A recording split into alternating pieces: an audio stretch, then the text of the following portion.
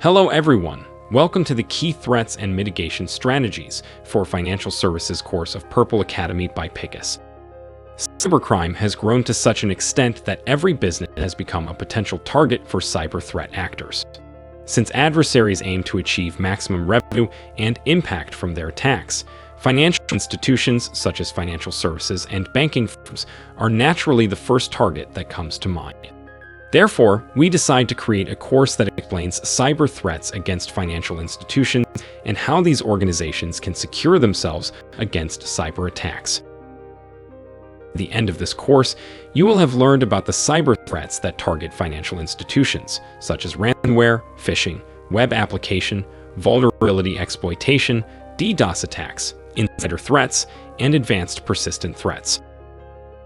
Then, you will learn the challenges financial institutions face in their defensive cyber operations against these threats, such as emerging threats, digital transformation, complex regulatory environment, and supply chain ecosystem. After that, we will talk about cyber risk mitigation strategies for overcoming these challenges, including security monitoring, mitigation, purple teaming, continuous training, and risk assessments.